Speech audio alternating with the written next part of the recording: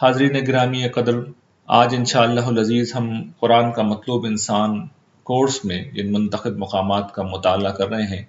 آج ہم سورہ آل عمران کی آیات 130 سے 136 کا مطالعہ کریں گے، اور اس میں ہم یہ دیکھیں گے کہ وہ کیا اوصاف ہیں جو اللہ تعالیٰ کو مجھ سے اور آپ سے مطلوب ہیں۔ آپ کو یاد ہوگا کہ سورہ بقرہ میں ہم نے اس بات کو سمجھا تھا کہ یہود کو منصب امامت سے فارغ کیا گیا ہے اور مسلمانوں کو اس منصب کے اوپر فائز کیا گیا ہے۔ اور پچھلے لیکچر میں سورہ آل عمران کا جو ایک پہلا مقام ہم نے پڑھا تھا، اس میں یہ بات سمجھی تھی کہ اس صورت میں سورہ آل عمران میں یہود کے ساتھ اب نصارہ بھی زیر بحث ہیں، مسیحی بھی زیر بحث ہیں، ان پر اتمام حجت کیا جا رہا ہے، اور انہیں منصب امامت سے فارغ کرنے کے بعد مسلمانوں کو اس منصب کے اوپر فائز کیا گیا ہے۔ اور پھر مسلمانوں کے تزکیہ و تطہیر کا عمل ہے جو اس صورت میں کیا گیا ہے۔ چنانچہ یہ جو آیات ہم پڑھیں گے یہ اسی سلسلے میں نازل ہوئیں، اور اس کا موقع نزول سمجھ لیجئے کہ جنگ احد ہے، جس میں مسلمانوں کو شکست ہو گئی ہے، اور اس شکست کی جو بنیادی وجہ یہ تھی کہ لوگوں نے رسول اللہ صلی اللہ علیہ وسلم کے یعنی بعض لوگوں نے رسول اللہ صلی اللہ علیہ وسلم کے ایک حکم کی تعمیل میں کچھ کوتاہی کی تھی، اور اس کی وجہ یہ تھی کہ سامنے مال نظر آ رہا تھا، مال غنیمت نظر آ رہا تھا، اور کچھ لوگوں کے ذہن میں یہ خیال پیدا ہوا کہ جنگ تو ختم ہو گئی ہے اور مال غنیمت اب لوٹنے کا وقت ہے۔ اور اس زمانے میں یہ عرف تھا، یعنی طریقہ تھا کہ جنگ ختم ہو جاتی تھی تو اس کے بعد مال غنیمت جمع کیا جاتا تھا۔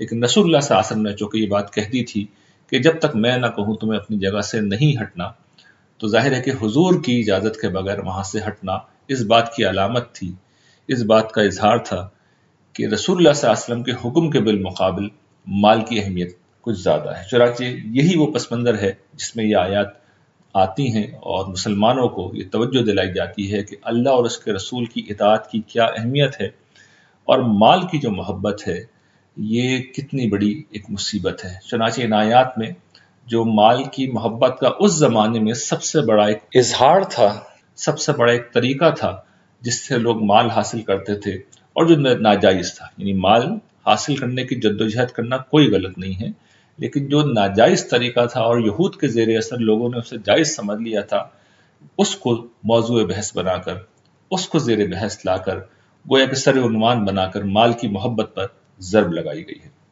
اللہ تعالیٰ ارشاد فرماتے ہیں ان آیات کے اندر، یا ایھا الذین آمنوا لا تأکلوا الربا اضعافا مضاعفۃ واتقوا اللہ لعلکم تفلحون، کہ اے ایمان والو یہ بڑھتا چڑھتا سود کھانا چھوڑ دو اور اللہ سے ڈرو تاکہ تم فلاح پاؤ۔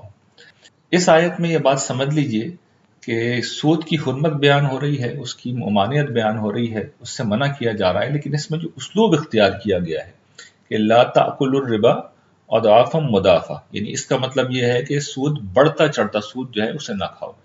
تو یہ گویا کہ شرط کا بیان نہیں ہے کہ یہ جو بڑھتا چڑھتا سود ہے، جسے عام طور پر ہم کمپاؤنڈ انٹرسٹ کہتے ہیں، اس کی ممانعت تو ہے، سمپل انٹرسٹ کی ممانعت نہیں ہے، ایسا نہیں ہے۔ اصل میں یہ تصویر حال کا اسلوب ہے کہ اس زمانے میں چونکہ ایسا ہی ہوتا تھا تو اس کو بیان کر دیا گیا ہے، اور یہ قرآن مجید کا عام طریقہ ہے۔ جب وہ کچھ خواتین جو لونڈیاں تھیں، ان کو بدکاری کرنے پر جو مجبور کرتے تھے لوگ، ان سے پیشہ کرواتے تھے عرب کے منافقین یا یہود، تو قرآن مجید نے وہاں پر جو بات بیان کی ہے وہ یہ کہ اگر وہ پاک دامن رہنا چاہیں تو پھر ان کو مجبور نہ کرو۔ تو یہ تصویر حال ہے کہ وہ تو پاک دامن رہنا چاہتی ہیں، مگر تم ظالم ہو کہ ان سے یہ کام کرا رہے ہو۔ اس کا مطلب یہ نہیں کہ اگر وہ کرنا چاہیں تب تم کرا سکتے ہو۔ اسی طریقے سے ایک اور جگہ سورہ بقرہ میں جو اللہ تعالیٰ نے کہا ہے کہ لا یسألون الناس الحافا، کہ کچھ لوگ ہیں جو ایسے پاک دامن ہیں، عفیف ہیں، غیرت والے ہیں کہ چاہے ضرورت مند ہیں لیکن لوگوں سے لپٹ کے نہیں مانگتے، ان کے پیچھے لگ کے نہیں مانگتے۔ اب یہ کہنا مقصود نہیں کہ کچھ لوگ تو لپٹ کے مانگتے ہیں، کچھ لوگ لپٹ کے نہیں مانگتے، بلکہ تصویر حال مقصود ہے۔ تو اس طرح کے جو اسالیب ہوتے ہیں اسے تصویر حال کا اسلوب کہتے ہیں، یا کسی چیز کی شناخت بیان کرنے کا عمل اس میں کیا جاتا ہے۔ تو اس کا مطلب یہ نہیں ہوتا کہ یہ بیان شرط ہے کہ ایسا ہو تو تم یہ کام نہ کرو، نہیں، مطلقاً سود کی ممانعت ہے۔ تو یہ چونکہ ایک اہم بات تھی، اور اس سے قرآن مجید کا نہ صرف یہ کہ ایک اسلوب واضح ہوتا ہے، بلکہ چونکہ یہ شریعت کے ایک حکم کا معاملہ ہے، ایک اخلاقی حکم کا معاملہ، اور قرآن مجید میں کئی جگہ یہ اسلوب آیا ہے، تو اس طرح کی چیزوں سے غلط فہمی کا امکان تھا، اس لیے میں اس کی تفصیلی وضاحت کر رہا ہوں کہ یہ چونکہ آیات میں آ گیا ہے۔ اب اس بات کو سمجھ لیجیے کہ سود خوری کیا ہے۔ دیکھیے سود خوری جو ہے وہ ایک اخلاقی برائی ہے. ویسے تو یہ شریعت کا حکم بھی ہے، یعنی یہ دین اسلام کے قانون معیشت کا ایک حصہ ہے، لیکن یہ اپنی اصل کے اعتبار سے ایک اخلاقی برائی ہے. اور وہ اخلاقی برائی کیا ہے؟ یعنی اخلاقی برائی یہ ہے کہ لا تاکلوا اموالکم بینکم بالباطل، لوگوں کے مال جو ہے باطل طریقے سے نہ کھاؤ. یہ قرآن مجید کا حکم ہے. تو اس میں کیا چیز ہوتی ہے؟ لوگوں کو دھوکہ دے کے، انہیں نقصان پہنچا کے، یعنی ضرر یا غرر کے ذریعے سے ان کا مال کھایا جائے، تو اس کی کوئی بھی شکل ہو وہ ناجائز ہے. یعنی لوگوں کو آپ نقصان پہنچائیں یا لوگوں کو دھوکہ دیں، یہ دونوں طریقے جو ہیں یہ ناجائز ہیں اور ہمیشہ سے ناجائز رہیں. اور بالعموم لوگوں کو پتہ ہوتا ہے کہ دھوکہ کس طرح دیا جاتا ہے، ضرر کیسے پہنچایا جاتا ہے، اور اس کے ہزار طریقے ہو سکتے ہیں. لیکن دو طریقے ایسے تھے جو اپنی نوعیت کے اعتبار سے عقل اموال باطل کے اندر ہی آتے تھے، لیکن یہ رائج تھے. اس میں سے ایک قمار ہے یعنی جوا ہے، اور دوسرا سود خوری. تو قرآن مجید نے ان دونوں کو صراحت کے ساتھ واضح کیا ہے. اور سود کے متعلق قرآن مجید نے سورہ بقرہ میں یہ بات بیان کی ہے کہ لا تظلمون ولا تظلمون، کہ نہ تم ظلم کرو اور نہ تمہارے اوپر ظلم کیا جائے. سود کیا ہوتا ہے؟ دیکھیے، آپ نے اپنا پیسہ کسی کو دیا، قرض دیا.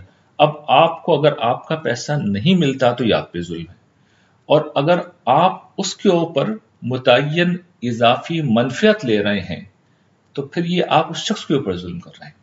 آپ اس شخص کے اوپر ظلم کر رہے ہیں اس لیے کہ پیسہ تو وہ استعمال کر چکا، وہ کنزیوم کر چکا، اس کی کوئی ضرورت تھی جو اس نے پوری کر لی.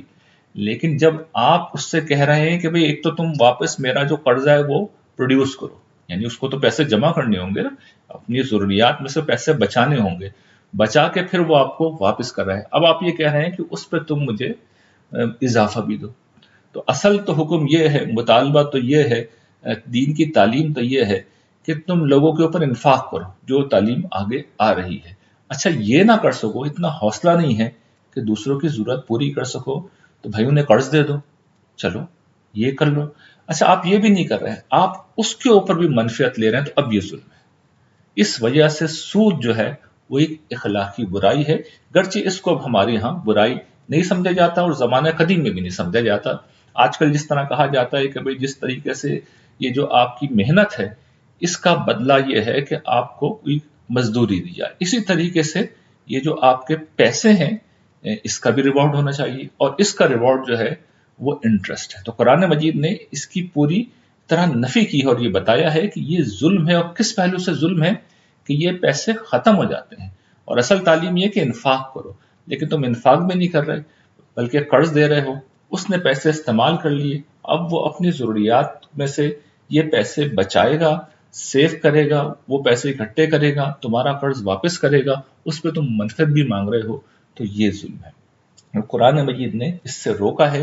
اور اصل میں کیا ہے اس کو سمجھ لیجیے، اس کے پیچھے جو ذہنیت ہے وہ ذہنیت دنیا پرستی کی ہے، وہ ذہنیت حوث زر کی ہے. تو اصل مسئلہ حوث زر ہے، مال کی محبت ہے، دنیا کی محبت ہے. کیونکہ یہ بات میں پہلے بھی عرض کر چکا ہوں کہ مال اصل میں دنیا کے قائم مقام ہے. مال کو آپ گھر میں نہیں سجاتے، مال کو آپ دسترخوان پر پلیٹوں میں رکھ کے کھاتے بھی نہیں ہیں، مال سے دنیا خریدتے ہیں. تو مال اور ہو، زیادہ سے زیادہ ہو، اس کا مطلب یہ ہے کہ دنیا میرے پاس زیادہ سے زیادہ ہو. تو یہ وہ ذہنیت ہے جو اصل میں آخرت پسندانہ ذہنیت نہیں ہے، آخرت رخی ذہنیت نہیں ہے.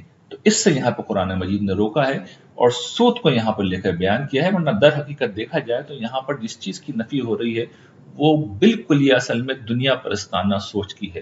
آخرت کو فراموش کر کے دنیا کو کوئی شخص اپنا ہدف بنا لیتا ہے اور اس میں وہ ظلم کے اوپر اتر جاتا ہے، تو یہ وہ چیز ہے جس کی یہاں پر ممانعت ہو رہی ہے. سود کو ایک سمبل کے طور پہ لے لیا ہے اس دور کے خاص حالات کے لحاظ سے، لیکن اصل میں جو بات سمجھانا مقصود ہے وہ یہ ہے کہ ہر طرح کی حرام چیزوں سے بچنا چاہیے. اور پھر جو اصولی بات کہی جا رہی ہے وَاتَّقُوا اللَّهَ لَعَلَّكُمْ تُفْلِحُونَ، دیکھیں یہاں پہ یہ بات کہی گئی ہے اللہ سے ڈرو. اللہ سے ڈرنے کا مطلب کیا ہے؟ کہ اس کی نافرمانی سے بچو.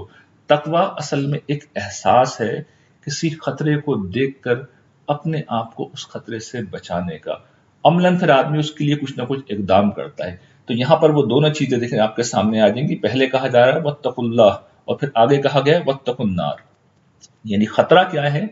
آگے آگ ہے، جہنم کی آگ ہے، اور اس کے ہونے میں کوئی شک نہیں ہے، اس کے ہونے میں کوئی شک نہیں ہے. جب وہ آگ ہے تو اس سے بچنے کا راستہ کیا ہے کہ اس دنیا میں انسان ظلم نہ کرے، اپنے رب کی نافرمانی نہ کرے۔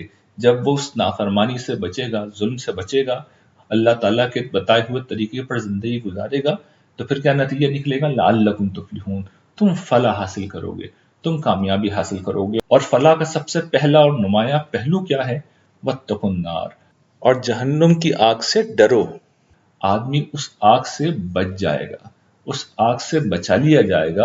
اعدت للکافرین، جو انکار کرنے والوں کے لیے، منکرین کے لیے تیار کی گئی۔ دیکھیے جس وقت آدمی آخرت کو نہیں مانتا تو وہ تقوی اختیار نہیں کرتا، وہ پرہیزگاری اختیار نہیں کرتا ہے۔ ایک شخص اگر حلال و حرام سے بے نیاز ہو کر، جائز و ناجائز سے بے نیاز ہو کر پیسہ جمع کیے جا رہا ہے، اس کا مطلب کیا؟ اسے آخرت کا کوئی خوف نہیں ہے، اسے خدا کی پکڑ کا کوئی اندیشہ نہیں ہے، اسے آگ کا جس میں ڈالے جائے گا کفار کو، منافقین کو، خدا کے نافرمانوں کو، اسے کوئی خوف نہیں ہے۔ وہ منکر ہے، وہ زبان سے نہیں مانتا، وہ دل سے نہیں مانتا، وہ عمل سے نہیں مانتا۔ تو یہ تینوں چیزیں جمع ہو جائیں تو وہ ظاہر ہے کہ پھر کفر کی آخری انتہا ہے۔ اور کچھ لوگ ایسے ہوتے ہیں جو زبان سے مان رہے ہوتے ہیں لیکن عمل ان کا بتا رہا ہوتا ہے کہ وہ نہیں مانتے، تو پھر جہنم ایسے لوگوں کے لیے تیار کی گئی ہے۔ اور پھر حکم دیا گیا ہے وَأَطِیعُوا اللَّهَ وَالرَّسُولَ لَعَلَّکُمْ تُرْحَمُونَ، یعنی اللہ اور اس کے رسول کی اطاعت کرو تاکہ تم پر رحم کیا جائے۔ یہ بات آپ یہاں پر سمجھ لیجئے کہ یہ جو اللہ اور اس کے رسول کی اطاعت ہے، یہ ایک جامع حکم ہے ان تمام احکام کے حوالے سے جو مجھ سے اور آپ سے متعلق ہوں۔ شریعت کا کوئی بھی حکم آئے گا، چاہے اس کا تعلق معیشت سے ہو، چاہے اس کا تعلق معاشرت سے ہو، چاہے اس کا تعلق سیاست سے ہو، چاہے اس کا تعلق رسوم و آداب سے ہو، چاہے اس کا تعلق حدود و تعزیرات سے ہو، غرض کسی بھی شعبے سے ہو، کسی بھی شعبے سے ہو، جب بھی کوئی حکم مجھ سے متعلق ہوگا میں نے اطاعت کرنی ہے۔ اس میں جو دوسری بات ہے جو بڑی اہم ہے، میں چاہتا ہوں اس کو بھی واضح کر لوں کہ اس حکم کا دینی ہونا بہت ضروری ہے۔ میں اس کو ذرا آپ کو سمجھاتا ہوں۔ دیکھیے سورہ جمعہ میں مسئلہ یہ زیر بحث تھا کہ جب نماز کے لیے بلایا جائے اور رسول اللہ صلی اللہ علیہ وسلم کی مسجد سے اذان ہو تو لوگ اپنے کاروبار کو چھوڑیں اور اپنی تجارت کو چھوڑیں اور مسجد میں آ جائیں۔ اس کے بعد اللہ تعالیٰ کہتے ہیں فَإِذَا قُضِيَتِ الصَّلَاةُ فَانتَشِرُوا فِي الْأَرْضِ، یعنی جب نماز ختم ہو جائے تو زمین میں پھیل جاؤ۔ وَابْتَغُوا مِن فَضْلِ اللَّهِ، اور اللہ کا فضل تلاش کرو۔ وَاذْكُرُوا اللَّهَ كَثِيرًا لَعَلَّكُمْ تُفْلِحُونَ، اور اللہ کو بہت یاد کرو تاکہ تم فلاح پاؤ۔ اس میں دیکھیے جو پہلی بات بیان ہو رہی ہے کہ زمین میں پھیل جاؤ اور اللہ کا فضل تلاش کرو، یہ ایک مباح چیز ہے، یعنی کاروبار کرنا، تجارت کرنا اپنی نوعیت کے لحاظ سے ایک مباح حکم ہے۔ دوسری جو چیز ہے وہ اللہ کو یاد کرنا ہے۔ تو یہ جو دوسری چیز ہے یہ ایک دینی چیز ہے، یہ جو پہلی چیز ہے یہ دینی چیز نہیں ہے۔ چنانچہ یہ بات یہاں پہ کہی گئی ہے، لیکن آپ جمعے کی نماز پڑھ کے گھر میں جائیں اور سو جائیں، آپ مسجد میں بیٹھے ہیں، کوئی فرق نہیں پڑتا، کوئی فرق نہیں پڑتا۔ گرچہ یہ بات یہاں پہ امر کے صیغے میں کہی گئی ہے، تو حکم کا اپنی نوعیت کے لحاظ سے دینی ہونا بہت ضروری ہے۔ اور اس کو پھر رسول اللہ صلی اللہ علیہ وسلم نے واضح کیا ہے بعض واقعات میں جو سیرت کی کتابوں میں آتے ہیں۔ میں چاہتا ہوں صحیح مسلم کا ایک واقعہ ہے وہ آپ کی خدمت میں پیش کر دوں، اس لیے کہ یہ بہت اہم چیز ہے، اس کو سمجھ لینا چاہیے۔ اس دور میں بڑی کنفیوژن ہوتی ہے، کیونکہ دیکھیں خاص طور پر رسول اللہ صلی اللہ علیہ وسلم کی سیرت کے حوالے سے ہمارے یہاں متعدد ایسے مطالبات سامنے آتے ہیں جن کو تقوی کا معیار بنا دیا گیا، نیکی کا معیار بنا دیا گیا ہے۔ تو یہ سمجھ لینا چاہیے کہ حکم کا اپنی نوعیت کے لحاظ سے دینی ہونا بہت ضروری ہے۔ رسول اللہ صلی اللہ علیہ وسلم کا ایک واقعہ جو صحیح مسلم میں مستند کتاب ہے حدیث کی، بیان کیا گیا ہے کہ جب آپ مدینہ تشریف لے گئے تو آپ تو تاجر تھے اور وہاں کے لوگ جو تھے وہ کھجوریں اگاتے تھے، تو ایک موقع پر وہ یہ جو درختوں میں پیون لگانے کا عمل ہوتا ہے وہ کر رہے تھے، یعنی نر اور مادہ کا ملاپ کر کے اس سے فصل زیادہ آتی ہے۔ تو وہ یہ جب کام کر رہے تھے حضور نے دیکھا تو حضور نے کہا کہ بھئی ایسا نہ کرو، کیونکہ بظاہر تو یہ بڑی غیر فطری سی بات لگتی ہے، اور حضور تاجر تھے، آپ کو اس کا تجربہ نہیں تھا۔ تو لوگوں نے حضور کی بات مانتے ہوئے یہ کام نہیں کیا۔ اچھا اس سال ایسا ہوا کہ فصل بہت خراب ہوئی، لوگ آ گئے حضور کے پاس کہ یا رسول اللہ ہم نے تو آپ کے کہنے کے اوپر اس طرح کیا اور معاملہ یہ ہوا۔ تو اب دیکھیے جو مختلف باتیں حضور سے اس حوالے سے صحیح مسلم میں بیان ہوئی ہیں، میں ایک ایک کر کے آپ کے سامنے رکھ رہا ہوں، اس سے آپ کو اندازہ ہو جائے گا کہ اس پورے معاملے کو حضور کس طرح دیکھتے ہیں۔ اور یہ اور بھی روایات میں اور تاریخ میں آپ کو مل جائے گا، قرآن کی مثال بھی میں نے آپ کو دے دی، لیکن یہ بڑا غیر معمولی واقعہ ہے جسے تعبیر نقل کا واقعہ کہتے ہیں۔ اس میں حضور کے کمنٹس سنیے۔ ایک جگہ ایک روایت میں حضور کہتے ہیں، اور سب صحیح مسلم سے ہیں، انما انا بشر، لوگوں میں تو ایک آدمی ہوں، یعنی یہ خدا کے مقابلے میں آپ نے کہا ہے میں خدا نہیں ہوں جو سب کچھ جانتا ہوں، میں ایک بشر ہوں۔ इज़ा अमरतुकुम बिशैइन मिन दीनिकुम फखुज़ूहु। देखो, जब कोई बात मैं तुम्हें तुम्हारे दीन के हवाले से कहूँ, उसका हुक्म दूँ, तो उसे ले लो। व इज़ा अमरतुकुम बिशैइन मिन राई फ़इन्नमा अना बशर। और जब तुम्हें कोई बात मैं अपनी तरफ से कहूँ, अपनी राय से कहूँ, तो बस फिर मैं एक आदमी हूँ। यानी मेरी बात को एक इंसानी ओपिनियन समझ के लेना चाहिए। हुजूर के अल्फाज फिर सुनिए, इन्नमा अना बशर इज़ा अमरतुकुम बिशैइन मिन दीनिकुम फखुज़ूहु बिही व इज़ा अमरतुकुम बिशैइन मिन राई फ़इन्नमा अना बशर। दूसरे तरीके में हुजूर फरमाते हैं, अंतुम आलमु बि अम्र दुनिया को, कि तुम अपनी दुनिया के मामले को ज्यादा बेहतर समझते हो। इसी मौके पे हुजूर का एक और बयान है। तीसरा जो बयान जो हुजूर का रिवायत में नकल हुआ है, आप फरमाते हैं, फ़इन्नी इन्नमा ज़नन्तु ज़न्नन, लोगों मैंने तो एक बात को ख्याल किया था, मैंने तो एक गुमान किया था, फला तुआखिज़नी बिज़न्नी, तो मुझे मेरे गुमान के हवाले से तुम कोई सवाल ना करो। वलाकिन इज़ा हद्दस्तुकुम अनिल्लाहि शैअन, लेकिन जब मैं तुम्हें अल्लाह ताला के हवाले से कोई बात कहूँ, तो फिर क्या करो, फ़खुज़ूहु भी, तो फिर उसे ले लो। फ़इन्नी लन अक्ज़िबा अलल्लाहि अज़्ज़ व जल्ला, क्योंकि मैं फिर अल्लाह पे तो झूठ नहीं मंसूब करूँगा। फ़इन्नी लन अक्ज़िबा अलल्लाहि अज़्ज़ व जल्ला, कि फिर मैं अल्लाह के ऊपर झूठ मंसूब नहीं करूँगा। तो ये हुजूर ने बिल्कुल इन बयानात से खोल दिया कि किस नौइयत की इताअत जो है और किस तरह के मामलात में हुजूर की इताअत जो है वो मतलूब है। तो एक बहुत अहम बात थी, इसलिए मैंने उसे रख के यहाँ पर तफसील से वाज़ेह किया है। अब अगली आयत को मुलाहिज़ा कीजिए, तो बड़ी ही बाकमाल और बड़ी ही खूबसूरत कुरान मजीद की आयत है। अल्लाह ताला इरशाद फरमाते हैं, वस्सारियू इला मग़फ़िरतिम मिर रब्बिकुम व जन्नतिन अर्दुहस समावातु वल अर्दु उइद्दत लिल मुत्तक़ीन। लोगों दौड़ो, मुसाबकत करो, आगे बढ़ो। किस चीज़ की तरफ दौड़ो, आगे बढ़ो, मुसाबकत करो? अपने परवरदिगार की बख्शिश की तरफ। ये देखिए, किसी भी इंसान की सबसे बड़ी ज़रूरत है, इसलिए कि हम सब गुनाहगार हैं, हमसे गुनाह होते रहते हैं। तो हमें अपने रब की माफ़ी की, उसकी दरगुजर की, उसकी पर्दा पोशी की बहुत ज़रूरत है। कोई शख्स भी बेदाग नहीं हो सकता इस दुनिया में। हर शख्स किसी न किसी पहलू से कम या ज़्यादा कुछ ना कुछ खताओं का इर्तिकाब कर सकता है। और देखिए, हम इंसान बहुत कमज़ोर हैं। खुदा की बख्शिश, उसकी माफ़ी हमारी सबसे बड़ी ज़रूरत है। इसके लिए, मेरी इस बात को समझने के लिए आप इस बात को समझें कि अल्लाह ताला के हुजूर होता क्या है। देखिए, जब भी कोई शख्स इस दुनिया से रुखसत होता है, तो फरिश्ते अगर ये पैगाम लेके आए हैं कि ये एक नेक आदमी है, तो समझिए फिर तो कमाल हो गया। और ये सिर्फ उसी वक्त होता है कि जब अल्लाह ताला ज़िंदगी में ही आपके मेरे सारे गुनाहों को माफ़ कर दें। लेकिन उन्होंने माफ़ नहीं किया और फैसला हशर के दिन होना है, तो फिर होगा क्या कि हशर के दिन रोक लिया जाएगा और वहाँ चाहे बाद में माफ़ कर दिया जाए, लेकिन वहाँ पर 2-4 हज़ार साल तक अल्लाह ताला ने खड़ा कर दिया हशर के मैदान में। तो हम तो देखिए वो लोग हैं जो जून जुलाई की गर्मियों में हम दोपहर की लू को 5 मिनट भी बर्दाश्त नहीं कर सकते, 2 मिनट भी बर्दाश्त नहीं कर सकते। तो हम कैसे खड़े रहेंगे? तो सबसे पहली हमारी ज़रूरत यह है कि अल्लाह ताला हमें माफ़ कर दे, इसलिए कि हम में से हर शख्स गुनाहगार है। कम या ज़्यादा सबसे गुनाह होते हैं, सबसे ख़ताएँ होती हैं। तो सबसे बड़ी हमारी ज़रूरत यह है कि अल्लाह ताला हमें माफ़ कर दे। इस आयत को समझ लीजिए, क्यों हर जगह बख्शिश का सबसे पहले जिक्र होता है। इसलिए होता है कि हम छोटी सी सज़ा भी बर्दाश्त नहीं कर सकते और हैं गुनाहगार, गुनाह कुछ ना कुछ होते ज़रूर है हमसे। तो अल्लाह ताला से पहली चीज़ जो हमें मतलूब है वो बख्शिश है। चुनांचे कहा जा रहा है, अल्लाह की बख्शिश की तरफ दौड़ो, व जन्नतिन, और उस जन्नत की तरफ, अर्दुहस समावातु वल अर्द, जिसकी वसत, जिसकी चौड़ाई आसमान और ज़मीन के बराबर है। यानी ये जो बात कुरान मजीद ने कही है, ये बताती है कि जन्नत जो कायम होगी आने वाली दुनिया में, एक तरफ तो ज़मीन है, जिसके मुताल्लिक़ मैं अपनी किताब में ये बात बयान कर चुका हूँ। जो महसूस होता है कुरान मजीद के बयानात से कि अहले ईमान का मरकज़ जो है, अहले ईमान की असल रिहाइशगाह यही ज़मीन होगी, जिसे जन्नत में बदल दिया जाएगा। यानी उसकी शक्ल सूरत बदल दी जाएगी, बहुत खूबसूरत बना दिया जाएगा, उसे और वसी कर दिया जाएगा।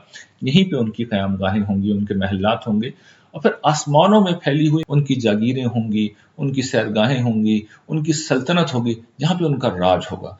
तो वो ज़मीन से लेकर आसमानों तक वो सल्तनत, और 7 आसमान, यहाँ पर समावात का लफ्ज़ है, एक आसमान नहीं बल्कि 7 के 7 आसमान गोया कि उनकी बादशाही में दे दिए जाएंगे।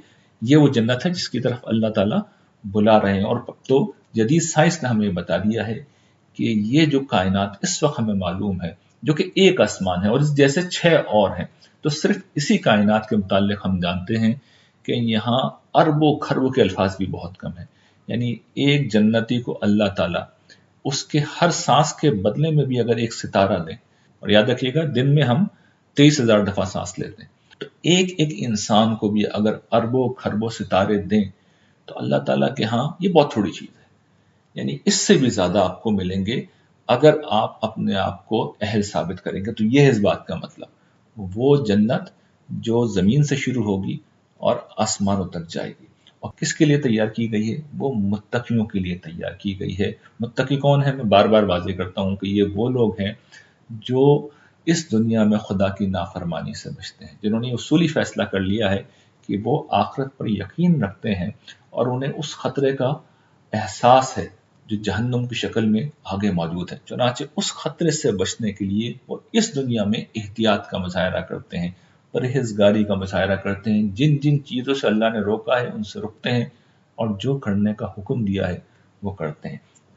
اب ان متقین کی صفات بھی سن لیجئے. الذین ینفقون فی السراء والضراء، یہ پہلی بات بیان کی گئی ہے کہ یہ وہ لوگ ہیں جو تنگی میں اور خوشحالی میں ہر حال میں خرچ کرتے ہیں.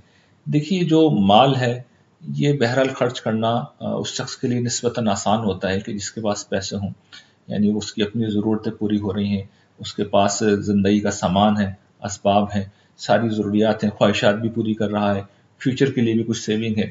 اس کے بعد کوئی ضرورت مند آ جاتا ہے تو بہرحال خرچ کرنا ایک نیکی ہے، اس میں کوئی شک نہیں، بڑی نیکی ہے. لیکن یہ کہ اگر کوئی شخص ایسا ہے کہ اس کا ہاتھ کھلا ہوا نہیں ہے، رزق کی تنگی ہے، اس کے باوجود بھی اس کا دل اتنا کشادہ ہے کہ اگر کوئی ضرورت مند آ گیا تو پھر وہ کوشش کرتا ہے کہ وہ لوگوں کو دے، چاہے اسے اپنی کسی خواہش کا گلا گھونٹنا پڑے، چاہے اسے اپنی کوئی ضرورت روکنی پڑے. یہ بہت بلند مقام ہے. دیکھیے یہ جو انفاق کا اجر قرآن مجید میں سورہ بقرہ میں بیان ہوا، اور اس میں پھر یہ جو بات کہی گئی کہ 700 گنا تک وہ اجر ملے گا، تو وہ اجر بڑھتا کیسے؟ وہ اسی طرح بڑھ رہا ہوتا ہے. ایک تو اخلاص سے بڑھ رہا ہوتا ہے، دوسرا حالات سے بڑھ رہا ہوتا ہے. وہ خارج کے بھی حالات ہوتے ہیں کہ بعض اوقات ضرورت ہی ایسی غیر معمولی ہوتی ہے، اور بعض اوقات وہ آپ کے اپنے پس منظر کی وجہ سے، آپ کے اپنے حالات کی بنا سے، کہ آپ کے حالات ایسے ہیں کہ آپ کے پاس خرچ کرنے کی گنجائش نہیں ہے. چنانچہ ہم جنگ تبوک کا جو موقع دیکھتے ہیں کہ ایک تو بہت بڑی جنگ تھی، یعنی دنیا کی سپر پاور کے خلاف مسلمان جنگ لڑنے جا رہے تھے، تو پیسوں کی ضرورت تھی. بہت بڑا لشکر تھا، 30,000 کا کہا جاتا ہے کہ اس وقت لشکر تیار کیا گیا تھا. اس کے خرچے پورے کرنا کوئی آسان نہیں تھا. تو حضرت ابو بکر ہم جانتے ہیں کہ گھر کا پورا سامان لیا ہے. تو یہ وہ ایک مثال ہے. حضرت عمر آدھا سامان لیا ہے. تو یہ وہ مثال ہے کہ خوشحال لوگ تھے، اور جو ان سے بن پڑا، حتیٰ کہ گھر کا اسباب بھی اٹھا کے لیا ہے وہ. اور جو تنگ دست تھے ان کا بھی اس موقع پر ذکر آتا ہے کہ زندگی میں تو کچھ بھی نہیں کمایا، کوئی ایسٹس بھی نہیں ہے، کچھ بھی نہیں ہے، بس یہ کہ مزدوری کرتے ہیں. ایک باغ کے اندر مزدوری کر رہے ہیں، دن بھر کام کیا، شام میں مٹھی بھر کھجوریں مل گئیں، وہی لے کے رسول اللہ صلی اللہ علیہ وسلم کی خدمت میں حاضر ہو گئے اور وہی پیش کر دی. یا رسول اللہ میرے پاس تو بس یہی ہے. تو جو کچھ تھا وہ نچھاور کر دیا. تو حضور نے پھر اس کو اس مال کے اوپر بکھیر دیا. یعنی وہ ایسی بابرکت چیز ہوتی ہے، خدا کے یہاں ایسی محبوب ہوتی ہے کہ اللہ تعالیٰ نے قرآن مجید میں خاص طور پر اس کا تذکرہ کیا ہے. گرچہ ان لوگوں کا مذاق اڑایا گیا، لیکن اللہ تعالیٰ نے، منافقین مذاق اڑا رہے تھے، لیکن اللہ تعالیٰ نے بڑی خصوصیت کے ساتھ ان کا ذکر کیا کہ اتنا یہ انفاق، مٹھی بھر کھجوریں اللہ تعالیٰ کو اتنی پسند آئیں. کیوں پسند آئیں؟ اس لیے کہ تھا یہی، جو کچھ تھا وہ لے کے آ گئے. ابو بکر جیسا تو خیر کوئی بھی نہیں ہو سکتا، حضرت عمر جیسا تو کوئی بھی نہیں ہو سکتا، لیکن یہ لوگ بھی کم نہیں تھے، ان کا مقام بھی کم نہیں تھا. تو ان کا اجر بھی پھر بڑا ہی غیر معمولی ہے. تو اس کی بڑی فضیلت ہے، اور یہ گویا کہ جنت کی طرف دوڑنے کا عمل ہے، اور یہ کمپٹیشن لگا ہوا ہے. یہ جو ساریوں کے الفاظ میں نا کہ ایک دوسرے سے آگے بڑھو، تو حضرت عمر کا یہ خیال تھا کہ آج مجھ سے کوئی آگے نہیں بڑھ سکتا. تو حضرت عمر آدھا سامان لائے تو حضرت ابو بکر پورا سامان لے آئے، اور یہ غریب غربا اپنے دن بھر کی کمائی جو تھی وہ لے کے آ گئے. تو کمپٹیشن تھا جو لگا ہوا تھا. اس کے بعد جو اگلی چیز یہاں پہ بیان کی گئی ہے کہ ایک تو یہ تھی کہ اپنا مال وہ خرچ کرتے ہیں. لیکن دیکھیے جب ہم مال خرچ کرتے ہیں تو کیا ہوتا ہے کہ جن پہ ہم خرچ کرتے ہیں بارہا ایسا ہوتا ہے، یعنی مطلقاً ایک تو انفاق ہوتا ہے نا، وہ کسی بھی موقع پہ ہو، جیسا کہ نصرت دین کا یہ موقع تھا. میں اس کی بات کر رہا ہوں کہ جو لوگوں پہ ہم خرچ کرتے ہیں. جب لوگوں پہ ہم خرچ کرتے ہیں تو بعض اوقات جن پہ خرچ کرتے ہیں ان کی طرف سے رد عمل کوئی اچھا نہیں ہوتا، یعنی وہ احسان مند نہیں ہوتے، بعض اوقات وہ برا سلوک کرتے ہیں. تو ایسے موقعوں پر آدمی کو نیچرلی غصہ آتا ہے. جب غصہ آتا ہے تو اب اللہ تعالیٰ نے سمجھایا والکاظمین الغیظ کہ یہ وہ لوگ ہیں جو غصے کو پی جاتے ہیں. یعنی غصہ اپنی ذات میں بھی کوئی اچھی چیز نہیں ہے، یعنی غیر فطری نہیں ہے، ممانعت نہیں کی گئی، یہ نہیں کہا کہ غصہ نہ کیا کرو، غصہ آ جاتا ہے انسان کو اور یہ انسان کے انسان ہونے کی علامت ہے، لیکن غصے کو پی جانا چاہیے، کیونکہ غصہ کیا کرتا ہے انسان کو یا تو ظلم و زیادتی کی طرف لے جاتا ہے یا کسی خیر سے اور بھلائی سے روک دیتا ہے۔ تو اللہ تعالیٰ نے اسی پس منظر میں توجہ دلائی ہے کہ مطلقاً بھی یہ سمجھ لیے کہ کوئی اچھی چیز نہیں ہے، لیکن یہاں جس پس منظر میں ذکر ہو رہا ہے کہ کسی نے آپ کے احسان کے جواب میں آپ کی اپریسیشن نہیں کی یا اس کا رویہ برا ہوا، تو ان دونوں صورتوں میں غرض کے آپ حق بجانب ہیں غصہ کرنے میں، اللہ تعالیٰ کہتے ہیں غصہ پی جاؤ۔ اصل میں یہ ہے جو بات یہاں پہ کہی جا رہی ہے۔ ویسے بھی سمجھ لیے کہ ان جنرل غصہ کرنا کوئی اچھی بات نہیں ہے، اس لیے کہ غصہ جب بھی آپ کریں گے تو امکان یہ ہے کہ زیادتی کر جائیں گے۔ تاہم بعض مواقع ہوتے ہیں جن پہ غصے کا اظہار ضروری ہوتا ہے، لیکن زیادتی نہیں ہونی چاہیے، ظلم نہیں ہونا چاہیے، اس کو سمجھ لیے اچھی طرح، زیادتی ہے، ظلم ہے جو ممنوع ہے۔ اسی طریقے سے کسی کے خلاف دل میں کینہ رکھ لینا یہ بھی غلط بات ہے۔ ان سب چیزوں سے بچنا چاہیے، اپنے دل کو پاک صاف کر دینا چاہیے، اور پھر اس کو اگلی بات سے بیان کر دیا گیا ہے والعافین عن الناس، کہ یہ لوگوں کو معاف کر دیتے ہیں۔ بھئی لوگوں نے زیادتی کی، لوگوں نے ظلم کیا، اصل میں آپ کو غصہ اس بات کے اوپر آ رہا ہے، تو آپ اپنی جگہ ٹھیک ہیں، آپ اپنی جگہ ٹھیک ہیں، لیکن جس مقام کے آپ طلبگار ہیں، جنت میں اعلیٰ ترین درجات کے آپ طلبگار ہیں، آپ تو اربوں خربوں ستاروں کی بادشاہی مانگ رہے ہیں نا، تو پھر آپ کو اس سطح پہ آنا پڑے گا۔ یہ اعلیٰ ترین جنتیوں کی سطح ہے، اور اس میں ہوتا یہ تنگی میں بھی خرچ کرنا ہے، زیادتی ہو تو غصے کو پی جانا ہے، زیادتی ہو تو معاف کر دینا ہے۔ تو جب آپ یہ کام کریں گے تو پھر آپ کو وہ جنت ملے گی جس کی وسعت زمین و آسمان سب سے بڑھ کر ہے، اور سب سے بڑی بات، اس سے بھی بڑی بات کیا ہے، واللہ یحب المحسنین، ایسے نیکوکاروں کو اللہ تعالیٰ پسند کرتا ہے، ان سے محبت کرتا ہے۔ اس سے بڑی کیا بات ہو سکتی ہے؟ اس سے بڑی دیکھیں کوئی بات نہیں ہو سکتی۔ اللہ تعالیٰ کی محبت، اس کی رضا مل جائے تو اس کے لیے تو آدمی سب کچھ کرنے پر تیار ہو۔ تو جب کبھی زندگی میں غصہ آئے، جب کبھی کسی کو معاف کرنے کا موقع آئے، جب کبھی کسی کی طرف سے زیادتی کا سامنا ہو، جب کبھی آپ کو یہ لگے کہ بھئی مال خرچ کرنا اور پیسے تو ہے نہیں، یہ ہاتھ تنگ ہے، یا اپنی کسی ضرورت کو روکنا پڑے گا، یا اپنی کسی خواہش کا گلا گھونٹنا پڑے گا، تو پھر یہ سمجھ لیجئے کہ اللہ کی محبت اگر پانا ہے تو پھر اس کا راستہ یہی ہے۔ تو یہ وہ چیز ہے جو اگر ایک دفعہ ہم نے سمجھ لی تو پھر جنت کے اعلیٰ ترین درجات آپ کے ہونے ہی ہونے۔ اچھا، یہ جو اگلی آیت ہے یہ بڑی غیر معمولی آیت ہے، اس لیے کہ پچھلی آیت سے تو آپ کو یہ محسوس ہو رہا ہوگا کہ بھئی بہت ہی غیر معمولی انسانوں کا ذکر ہو رہا ہے، لیکن دیکھیے یہ جو غیر معمولی انسان ہوتے ہیں یہ بھی انسان ہوتے ہیں۔ تو اللہ تعالیٰ نے یہ بات بیان کی ہے کہ ایسے غیر معمولی انسان جن میں اس درجے کی اعلیٰ خصوصیات ہیں کہ تنگی میں بھی خرچ کرتے ہیں، لوگوں کو معاف بھی کر رہے ہیں، غصے کو بھی پی رہے ہیں، لیکن ہے تو انسان نا، تو اگر ان سے غلطی ہوگی تو کیا ہوگا؟ تو اللہ تعالیٰ کہتے ہیں والذین اذا فعلوا فاحشۃ او ظلموا انفسهم ذکروا اللہ، یعنی ایسے لوگوں سے جب کبھی کسی فحش کا ارتکاب ہو جاتا ہے یا اپنے نفس کے اوپر وہ ظلم کر بیٹھتے ہیں تو انہیں اللہ یاد آ جاتا ہے، فاستغفروا لذنوبہم، اور اللہ سے وہ اپنے گناہوں کی معافی مانگتے ہیں، ومن یغفر الذنوب الا اللہ، اور اللہ کے سوا گناہوں کو معاف کرنے والا کون ہے، وَلَمْ يُصِرُّوا عَلَى مَا فَعَلُوا وَهُمْ يَعْلَمُونَ، اور وہ اپنے گناہوں پر اصرار نہیں کرتے، جانتے بوجھتے اصرار نہیں کرتے۔ ان آیت کو ذرا سمجھ لیجئے، دیکھیے یہ بڑی اہم باتیں جو یہاں بیان ہو رہی ہیں۔ ایک تو یہ کہ گناہوں کی 3 اقسام ہیں۔ ایک یہ کہ ہم کسی انسان کے ساتھ کوئی ظلم، زیادتی، حق تلفی کا معاملہ کریں، یہ اس آیت میں بیان نہیں ہو رہا۔ اس کی وجہ یہ ہے کہ اس کے لیے تو پہلے مرحلے پہ آپ کو اس شخص سے معافی مانگنی ہوگی اور تلافی کرنی ہوگی، اور یہ کافی سنگین معاملہ ہے، تو وہ یہاں زیر بحث نہیں ہے۔ یہاں پہ مزید جو 2 گناہوں کی کیٹیگریز ہیں وہ زیر بحث ہیں۔ وہ کیا ہیں کہ آدمی فواحش کے نوعیت کا کسی گناہ کا ارتکاب کرے، یعنی صنفی معاملات کے لحاظ سے انسان سے کسی جرم کا ارتکاب ہو جس کی آخری حد جو ہے وہ زنا ہے، اور دوسرا یہ کہ وہ اللہ کی بارگاہ میں اللہ کے کسی حکم کی خلاف ورزی کر دے، تو یہاں پر اسے اپنے نفس پر ظلم کرنے سے تعبیر کیا گیا ہے۔ تو گناہوں کی یہ 3 ہی کیٹیگری ہیں جو قرآن کو مطلوب انسان میں، اگر آپ نے وہ کتاب پڑھی ہے تو میں نے اس کو بہت تفصیل سے ایکسپلین کیا اس بات کو کہ گناہوں کی یہ 3 کیٹیگریز ہیں جن میں ان سارے اہم گناہوں کا اللہ تعالیٰ نے احاطہ کر کے ہمیں ان کی تفصیل بتا دی ہے۔ تو یہاں پر 2 قسم کی گناہ بیان کیے گئے ہیں، ایک وہ جن کا تعلق فواحش سے، دوسرا وہ جو اللہ تعالیٰ کی بارگاہ میں کچھ ہو جائے۔ تو ان دونوں کی شکل میں چونکہ اللہ سے ہی معاملہ ہوتا ہے تو آپ اور میں جب کبھی اس کام کا ارتکاب کر دیں اور ہو جاتا ہے. دیکھیے ہم سب سے ہو جاتا ہے، ہم سب انسان ہیں، کمزور ہیں، گناہ گار ہیں. تو ہو جاتا ہے تو کیا کریں گے؟ اطمینان سے بیٹھے رہیں گے، غفلت میں پڑے رہیں گے، ایک کے بعد دوسرا، دوسرے کے بعد تیسرا گناہ کریں گے، ہمیں پرواہ ہی نہیں ہوگی، ہمیں خیال ہی نہیں ہوگا. نہیں، اللہ کو ہمیں یاد کرنا چاہیے. یعنی ہم بھول جاتے ہیں. ان گناہوں میں پڑھنے کا مطلب یہ ہے، ایک نیک آدمی کے پڑھنے کا مطلب یہ ہے کہ اس لمحے میں وہ اللہ کو بھول گیا. اسی کو بعض روایت میں بڑی خوبصورتی کے ساتھ بیان کیا نا، کہ جب بندہ مومن زنا کا ارتکاب کرتا ہے تو اس وقت لمحے میں مومن نہیں رہتا، وہ اللہ کو بھولا ہوا ہوتا ہے، وہ غافل ہوتا ہے.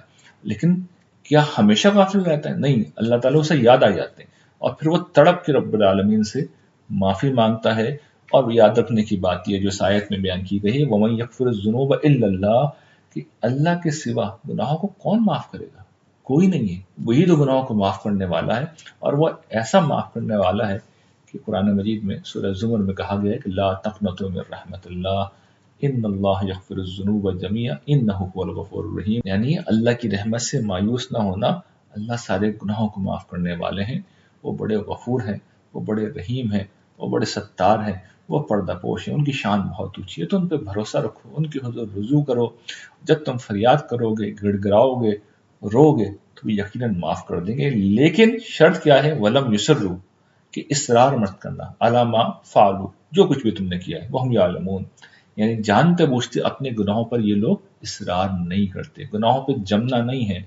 یہ تو دیکھیے ہو سکتا ہے کہ آدمی گناہ کرے، توبہ کرے، اور جب تک اللہ تعالیٰ اسے ہمت دے، توفیق دے، وہ قائم نہ، اس کے بعد پھر ہو جائے غلطی.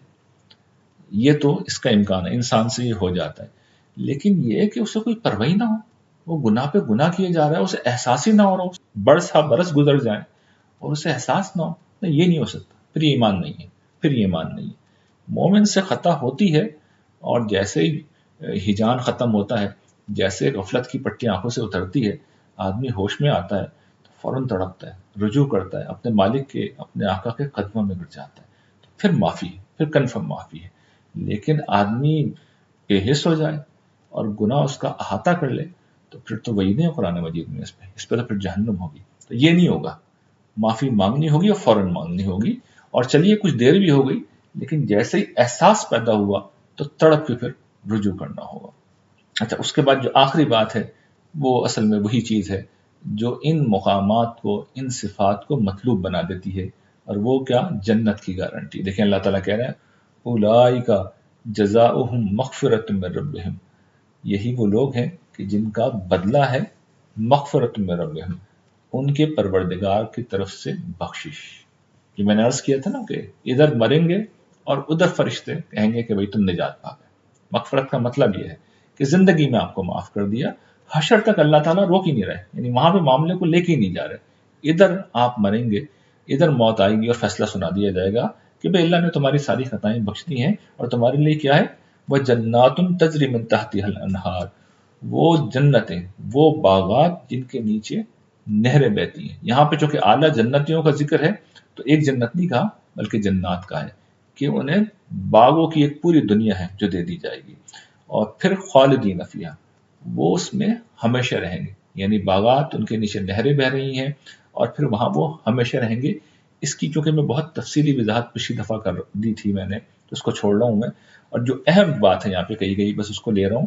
وَالنِّعْمَ اجر العاملین، کیا ہی خوب ہے بدلہ کام کرنے والوں کا. دیکھیے ایک بات تو اللہ تعالیٰ کہہ رہے ہیں کہ یہ کام کرنے والے لوگ ہیں، یعنی انہوں نے محنت کی ہے، انہوں نے اللہ تعالیٰ کے احکام کو پورا کیا، جو حکم دیا گیا، جو کرنے کا حکم دیا گیا اس کو کیا، اور جس سے روکا گیا اس سے رک گئے. تو اللہ تعالیٰ نے کہا یہ کام کرنے والے لوگ ہیں، ان کو بدلہ ملے گا، اور ایسا ملے گا کہ اللہ تعالیٰ خود بھی اس کو کہہ رہے ہیں کہ کیا ہی اچھا بدلہ ہے. تو بس میں صرف یہ کہوں گا کہ جس بدلے کو اللہ تعالیٰ یہ کہیں کہ کیا ہی اچھا بدلہ ہے، تو آپ اندازہ کر لیجئے کہ اس کا کیا معاملہ ہوگا. یعنی وہ میرے اور آپ کے تصور میں نہیں آ سکتا. اللہ تعالیٰ جیسی ہستی، اس جیسی عظیم ہستی، اس جیسی غیر معمولی بلند ہستی، جس بدلے کو، جس اجر کو بہت اچھا کہہ رہی ہو، بہت غیر معمولی کہہ رہی ہو، کیا ہی عمدہ قرار دے رہی ہو، تو اس کے حسن کا، اس کی خوبی کا کوئی بیان اس دنیا میں نہیں ہو سکتا. یہ ایک جملہ اس کے بیان کے لیے کافی ہے. وآخر دعوانا ان الحمد للہ رب العالمین.